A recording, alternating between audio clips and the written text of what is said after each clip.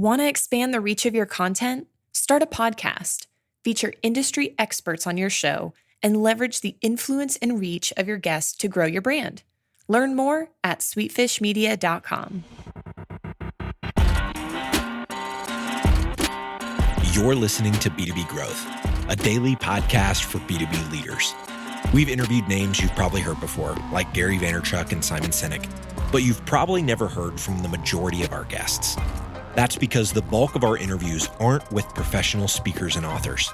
Most of our guests are in the trenches leading sales and marketing teams. They're implementing strategy. They're experimenting with tactics. They're building the fastest growing B2B companies in the world. My name is James Carberry. I'm the founder of Sweetfish Media, a podcast agency for B2B brands, and I'm also one of the co-hosts of this show. When we're not interviewing sales and marketing leaders, you'll hear stories from behind the scenes of our own business. We'll share the ups and downs of our journey as we attempt to take over the world. Just kidding. Well, maybe. Let's get into the show.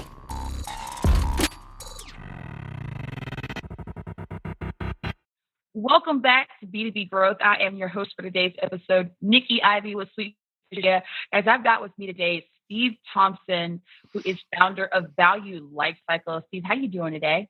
I'm doing great, Nikki. Good. Glad to hear it. So Steve's going to be talking to us today about using the proposal as a selling tool. And we just had a really cool conversation offline about all the things that sales folks get right and get wrong when it comes to that. But before we get into all that, Steve, I would love it if you would just give us a little bit of background on yourself and what you and the folks at Value Lifecycle have been up to these days. Okay, Nikki. Well, first, thanks for having me on the program. And my background for your listeners is probably a little different than most. Yes, I've been in sales. I've even been a VP of sales worldwide when I was with Westinghouse. But I do work on both sides of the fence, if you will. I consult with some of the largest selling organizations in the B2B space on the selling side, but I also consult on the buying side. And in that situation, this is where you have a large enterprise.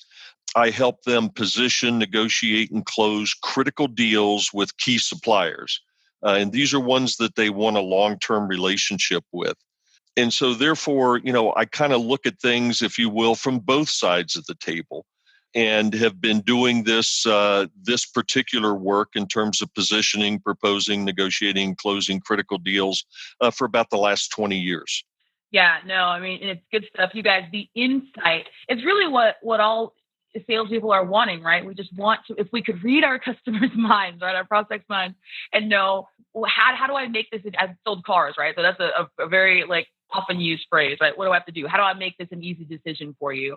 And with respect to B2B sales, Steve has kind of figured that out because of his experience on both sides. So that plays into the topic, right? The proposal as a selling tool.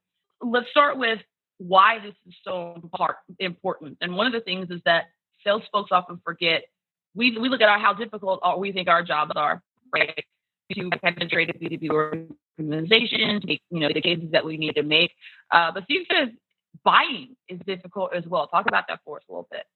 Sure. And as you said, on the selling side, look, we know there's more buying influencers involved. I mean, some of the latest research I've seen, on average, there's 7 individuals on the customer side involved in making a decision. But from the customer's perspective, particularly when you're selling into a large enterprise, there's a number of dynamics. Number one, all of these buying influencers may not be aligned. And you may have a champion who's trying to help you to get this deal closed, or maybe they need to get the deal closed for various reasons. And they're kind of having to herd cats, if you will, internally. That's one of the things that makes it really challenging. The other thing is, if this is a fairly large deal, this individual or the group of people who are in the buying group, they may have a lot at stake, career-wise, politically, et cetera. And that adds to the angst, if you will, and the anxiety.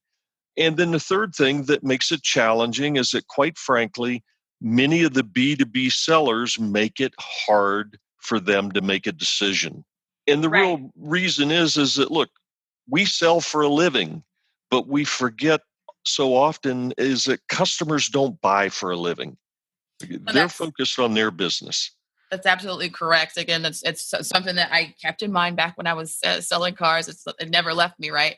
Just keeping in mind that I sell, 2 to 5 cars a day if I'm good at this. And people buy 2 to 3 cars over a lifetime, right? Yes. The average person. And so when I let myself focus on from their perspective, those were the times when I was successful. And that's one of the things that you talked about as well when we discussed how do salespeople make it difficult and how can we make it easier. A lot of the things, it goes into this level of uncertainty that they face internally. And how, as a salesperson, you can help those folks manage that internal uncertainty. Dig into that for us, Steve. Well, there's really, I think, 4 critical things that we as sellers do that make it really challenging for B2B customers to select us. The first one is we don't give them a value proposition that is linked to the outcomes and the things that they want to achieve. And therefore, we don't get them really excited about doing business with us. And when you think about a typical selling motion, I mean, that's one of the first things you want to do is get the customer interested and excited about buying from you. But if your value proposition is not targeted specifically at them, what they're trying to accomplish, then it doesn't resonate. And so they lose that enthusiasm. So that's one way we make it challenging. The other one, which is really the topic of this podcast, is our proposals. Our proposals don't clearly connect the dots between the products and services that we want them to pay for and the outcomes, if you will, in the results that they're actually buying. And this is a real, if you will, kind of a mindset change for many sellers.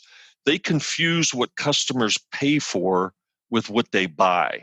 Wow. There was a very famous gentleman named Theodore Levitt. He was at Harvard University, and he had one of my most favorite sayings of all time. And he said, people don't buy a 1/4-inch drill. They buy 1/4-inch holes. And when you step back and think about it, he's exactly right. And by the way, he said this around 1960. He had this insight. People may pay for the drill and the drill bits, but they're just the tools. What they're actually buying are the outcomes. Exactly. And in our proposals, what we do is we focus, to use this metaphor, on the drills and the drill bits and the features and the functions and the price, but we don't clearly connect the dots to the actual holes the customer wants to make to ensure in their mind it's easy, okay, for them to connect the dots and they can say, I'm talking to the right person. The third way we make it challenging is there's going to be a negotiation in a B2B sale, particularly to a large enterprise. You're probably going to be put in front of procurement. And as sellers, we aren't ready to negotiate. We're not, first off, targeting what I call a great deal. And that would be a deal that's good for us, it's good for the customer, but it has all the critical product services, the right volumes, et cetera, that will allow both of us to ultimately deliver the value. And then the fourth critical thing that we do that make it really hard for them to choose us is we're trying to sell to an existing customer. They bought from us in the past, and they don't know the value they've gotten from previous purchases. And therefore, they start wondering, well, why do I want to buy more? And maybe if I do, I've probably been overpaying. So it starts becoming a very, price-sensitive conversation. So those are kind of the 4 broad categories that I see consistently that we as sellers make it hard for the buyers to award us the business. Yeah, no, there's so much good stuff in there. You and I talked about how, yes, the way you described a proposal is it is very, price and product centric. And it is not often, if ever, buyer centric. We're failing to, sort of connect those dots. And it's a simple tweak, but it's not easy. It's not, because it's just not the way the conversations have been going, even leading up to that point. And so when you talk to sellers about how to fix this, do you run into, any pushback, or are people just stuck doing things and say, why is it still this way when we have the information? Well, that's a great question. And I ask myself this a lot. Why do we keep doing the wrong things if they're not working? Okay. But, you know, look, getting people to change is hard. Okay. Sure. And changing individually is hard. But I think if you kind of flip your perspective as a seller and say to yourself, my job is to make it easy for them to buy from me, to make it easy for them to choose me and then get a deal done with me, because that's what the customer would like to do. Again, they're not in the business of buying. And when you think about your proposal, and I kind of had this epiphany when I was working on the buying side, clients would ask me to review supplier proposals. And I started doing it, and it was a mind-numbing exercise. And I kept asking myself, as I'm reading through these proposals, now they may range from several pages of just SKUs and pricing, which is what I'd kind of call a quote, to sometimes these things were War and Peace, with all kinds of diagrams and pictures and things at the other end of the spectrum, but they were all about the supplier. And the funny thing is that it got to the point where, literally I felt like I could just switch logos from one proposal to another and you couldn't tell the difference because they were all number one, innovative. And by the way, I don't know how everybody's number one mathematically, but again, they've all got good marketing departments. And it's all about them, their products, their services. And so I started asking myself, what do we as sellers think the purpose of this proposal is? Right. And the conclusion I came to, as you had mentioned, is that it's kind of treated as a checkbox exercise. And I said, you know what? I think it can be a lot more than that. I think it can make it much easier for a customer to not only buy from us, but you have to remember if there's multiple buying influencers, they've got to sell internally. And if we can structure this thing so that it is straightforward, empathetic, about them, not about us, we can make it really easy for them to choose us, if you will. And I'm getting these ideas as you're talking, especially when we talk about the other teams that are or parts of the business that are going to be involved, right? Getting this past procurement and all these other things in a quarter, right? Let's say I just start with an organization, I just start selling this product. In a given quarter, I will likely have heard about all of the questions from these different departments that are possible. So, how valuable would it be to me as a seller and to my buyers if I could just catalog? So these are the questions typically that the procurement teams of businesses like yours ask. I'm going to arm you with, these are the way that we typically help folks in your positions, because I know you're selling this internally, answer those questions. These are the questions this other team member of yours might ask. Here's how we answer those questions for them. So another way of, arranging the proposal, in addition to connecting those value dots like we talked about before, but anticipating this internal conversation. I can't tell you how many times I've been on the sales floor with even seasoned account executives, and there's this big deal that they're waiting on coming through, and they're all disappointed at the end of the quarter because, oh man, I can't get it past, procurement. I can't get it past this role or that. Well, it's like, look, did you not know this was going to happen? This is how this works every time. So if we, and listen, I'm guilty of it, right? But, if I had just anticipated that conversation in the first place and just not tried to, sweep it under the rug or just hope somehow it doesn't happen this time and bank on how much I've, charmed or whatever relationship I've built, and just lay it out there. Because you mentioned earlier a really good point. There's no such thing as perfect information. And there is, and we know that there is a lack of alignment internally in even the best organizations. So I think that would be a really, cool thing to keep in mind when putting together a proposal. I'm definitely going to do it myself. So you've inspired me in real time. Well, you bring up a great point about the internal conversations that you're not privy to after you've left. Okay. And I will tell you, there's a couple of key things that they're trying to establish. One is they want to trust you. But when you're a buyer, what makes you trust a particular supplier? You don't trust them because of what they know about themselves, their products, their services. You trust them because of what they know about you. and that they understand what you're trying to accomplish, what you're struggling with, what's important to you. And yet, when you look at a typical proposal out there, it doesn't address that. The second thing they struggle with is they want to connect the dots, as you said, between the outcomes they're trying to achieve and the various products and services that you're proposing to them. And most proposals don't accomplish that. The next thing they'd like to do is they'd like to ensure you're credible. And a lot of people confuse trust and credibility. Now, they're very closely related, but they are distinctly different when it becomes a B2B selling motion. Again, people trust you because of what you know about them. You're credible because you've been there and done that. Now, if they're an existing customer, you've delivered on the value for the previous purchases they've made. If this is a brand new greenfield logo, let's say that you're trying to land business with, you just need to give them a couple of very specific examples of other customers who were trying to solve the same kind of problem or achieve similar outcomes to establish credibility. And then you touched on this whole thing about uncertainty. The buying influencers on the other side, everybody has their own agenda and they're not all aligned. And yet we're only going to do one deal with them. We're not doing a deal with operations and another one with IT and another one with legal. We're only doing one single deal. And one of the most powerful parts of this approach is giving the customer options, where you invite them in to help construct the best deal for them.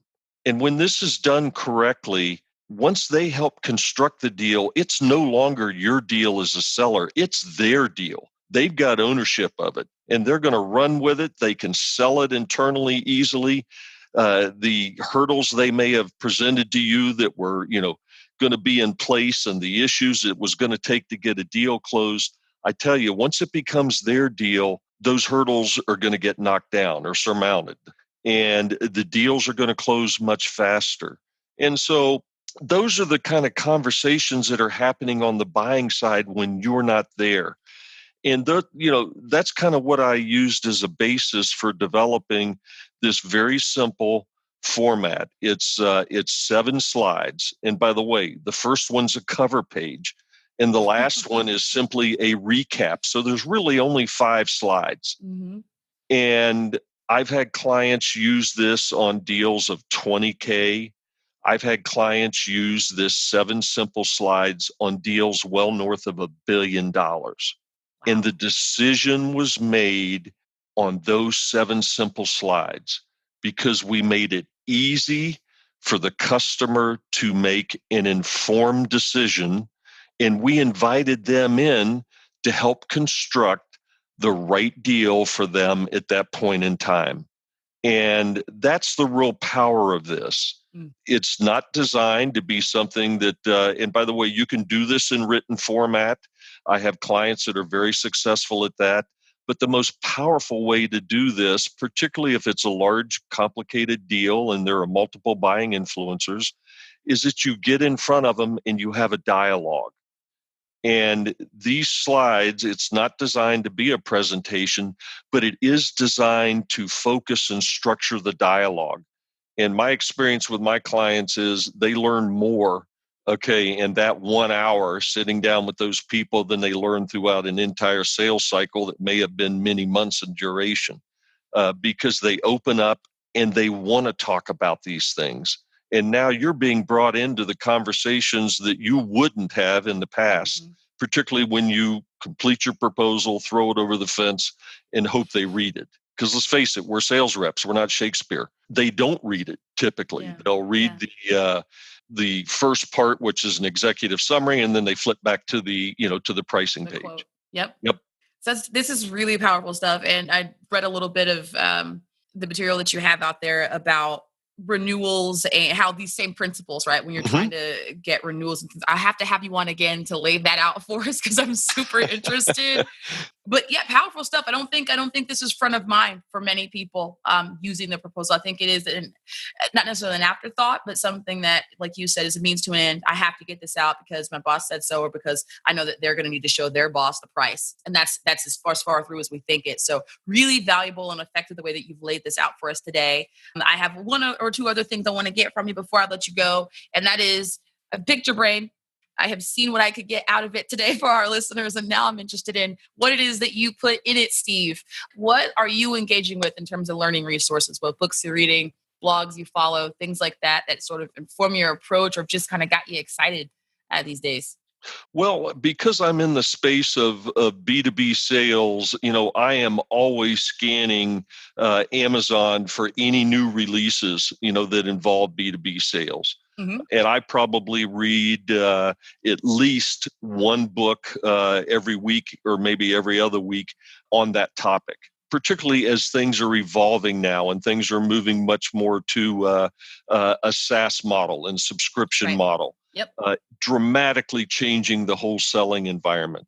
So that's one source. And boy, Nikki, I could sit here and go on for an hour, probably the books I read, but I'm looking for, what are people thinking about right now in this space? Mm-hmm. And then on LinkedIn, I belong to a number of different groups on the B2B side. And I really enjoy getting involved with the blogs that are posted there and the dialogue that's going on within those groups.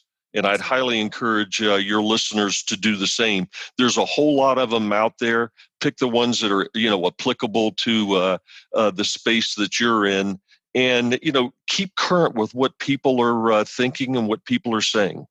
That's right. That's one of those is how do you build trust factors, right? It's going to be a lot easier to build that trust based on what you know about them if you're in on the conversations that they're having instead of just assuming that based on what your organization has taught you that you have to know in order to sell into this industry. This is so cool. You're a wealth of knowledge. I know people are going to want to follow along with you and see what you and Value Lifecycle are up to. How can folks connect with you, Steve? Sure. There's a couple of ways. One, of course, on LinkedIn. I'll be more than happy to accept any invitations to connect there. And you'll also be able to see many of the blogs that I regularly post on many of the topics that we've been talking about today. My email is steve@valuelifecycle, that's all one word, .com. And by the way, our website is valuelifecycle.com. That's where our library of blogs are available for anybody to view. And I would like to tell your listeners that next week on June 11th, this book, The Compelling Proposal, will be released on Amazon, both in ebook format and in paperback format. And if they'd like I'll be running a special for all of the followers that I have on LinkedIn. They'll be able to access it that week for 99 cents for the ebook version. Easy. Who doesn't do this? Thanks so much for sharing that with us, Steve. Like I said, I look forward to having you on again in the future to dig into the renewal stuff and just see what other cool things I can get out of the mind of you. Until then, thanks so much. I hope you have a good day. Nikki, thank you very much. I thoroughly enjoyed it, and it was a real pleasure being on with you. Thanks, Steve. Bye.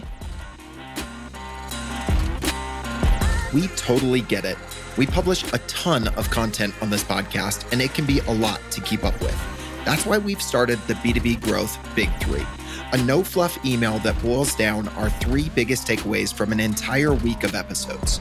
Sign up today at sweetfishmedia.com/big3. That's sweetfishmedia.com/big3.